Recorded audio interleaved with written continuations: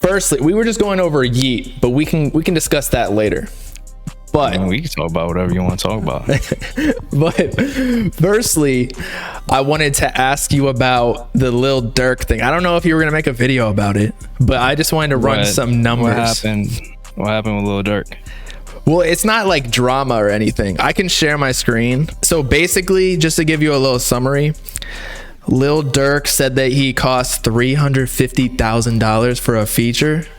Did you end up seeing that online? Yeah, I did. How much would I have to pay you? What do you charge for a feature? If I don't know you? Just based on our situation right now, like if I wanted to do it. I ain't gonna lie, I gotta go 350. I'm actually thinking about being a rapper. I got receipts. Huh? 350 for a feature? I got receipts. For what? How long you singing on I got receipts? receipts. I got receipts. That's the thing You about it. charged When you talk $350 about- for a feature? $350,000? No, listen. Okay. You gotta have receipts. Cause somebody could come up here just to lie to boost their sales, or we got receipts. Who's paid $350 for a It's feature? out of my price range. I don't know if I can do that though. Nah. Yeah, do that. But I got receipts though. Like when it Okay, Yassine, thoughts? All right, I saw the headline for this. Yeah, but you didn't this believe is actually it. gonna sound crazy. I actually do believe it. Do I think Lil Durk is worth that much? I mean, I don't know if you guys remember, but he did a song with some FaZe dude. I think they taxed those dudes. Some dude named FaZe K-San. He had a song with Future and Lil Durk. I think I remember that. Yeah, that was, I think, but I think that was 2021. before Durk was like hot like he is now. Pause. I know DaBaby was charging like 300 to like. How much would a if you Drake weren't feature be hot. then? I don't think you pay for Drake features. It's just he takes 99%. Yeah, because you got to think some Bandman Kevo, he was on some interview. I saw some clip where he was saying, I pay for features to something about his music. That's not the important part, but he was saying, I'm about to drop 300K on a Lil Baby feature. And this was maybe a couple months ago. So if he's going to drop 300K on a Lil Baby feature, then I could see why Durk might get 300K. Because you got to think than Durk DaBaby. is probably no Lil Baby. Sorry. Okay. Yeah. My bad. Yeah. Well, So no, he probably wait. sees him on equal footing. Who's bigger, Lil Baby or Durk? So you say equal, I would say Lil Baby is bigger, mainstream wise. Yeah. I think Durk sees himself as like equals now, especially after they dropped the album and went on tour together and all that. And Durk is really hot right now, and Lil Baby's just been cooling out. Right.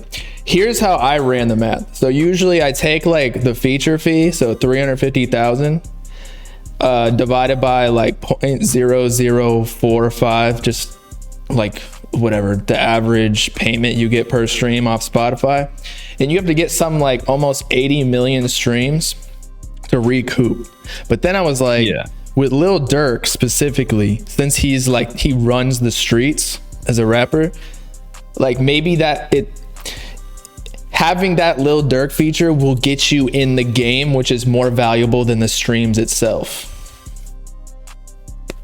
Kind of. Or just like the opportunities that it brings along with it. For example, like 42 Doug, like I mess with 42 Doug heavy, but he completely got on from being featured on other people's songs.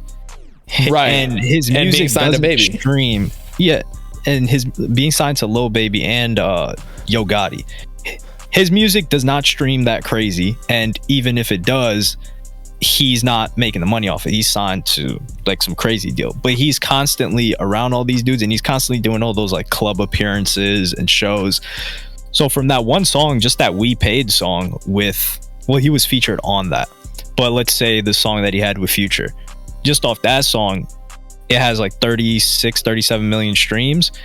He's probably made several 100,000 just from performing that song, from appearances and stuff like that. So it has to be the right image. But I feel like So at the if it's like- same time, he's just a puppet. Like nobody actually fucks with 42 Doug. I listen to I'm We telling you Paid people because of Lil Baby. I'm telling you, people fuck with 42 Doug. He's not as hot as his sales suggest though. Like I think Right. 42 Doug sold like 32k. He is not 32k hot. Just like Nardowick is not 26, 27k hot. They're not. Right. So their numbers are a little inflated, but people do mess with them. Right. But I think it's like an extension of Lil Baby. Maybe it's not a puppet, but like 100%. You have to be a Lil Baby fan to fuck with 42 Doug. I'm not gonna lie. So if people say industry plants, I think pretty much street rappers are like the new quote unquote industry plants. Like what street rapper has got on without a cosign? You have to have one in the past. But is that just because of like the I don't know, you have to have that rep, because like street rappers, that's the difference. That's why I don't really talk about street rappers, because I know nothing about it. And like, you could be right, but that's just the method of blowing up. Whereas internet rappers, like the side that I talk about more, it's kind of like more, it's internet based. You gotta blow up on TikTok or like SoundCloud or whatever. Whereas the street side of things, you need somebody who is a street rapper and like people respect even on the street side, not even money or music wise, and then that's how you blow up. So is it really an industry plant? Do you get what I'm saying? To who? To the street rappers, like 42 Doug, for instance? Right. I think 42 Doug is an industry plant.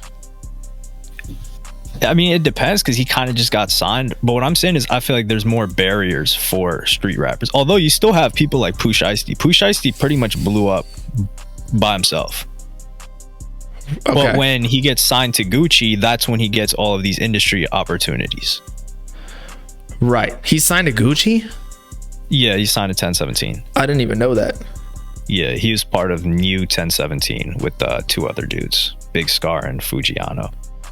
But I think it's more clicky than they have to actually like be about it. For example, like 42 Doug's brand is not, you know, like being like a huge gangster or whatever. Sure, you might rap about that, but people mess with him because, oh, he's in the clique with Future and Lil Baby and he's cool with them. So we as in the people that listen to all of that music, we mess with him as well. But see, I feel like that's street rap as a whole, because I personally don't think sonically people like Lil Durk or Youngboy more, or maybe not Youngboy, but Lil Durk or any of those street rappers. I don't think that their sound is actually anything crazy, but like the person behind it is why they listen to it more.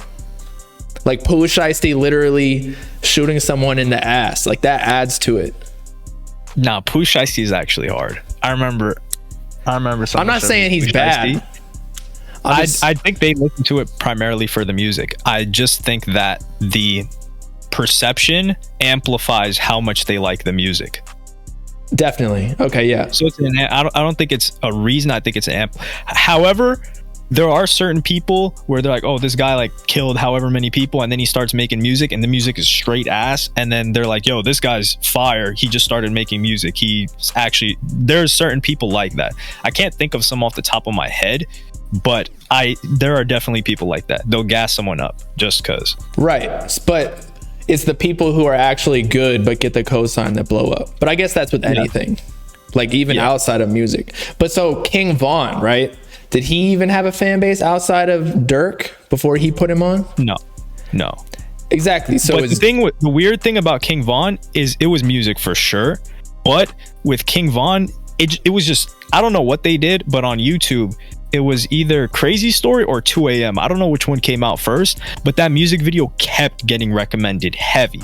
And then people just clicked on it. And when they clicked on it, they were like, yo, this song actually go hard. And then they look into King Von and they're like, oh shoot, this dude's with Durk. He's whatever. They start looking into his past and all that. And then it amplifies the music that they already enjoyed.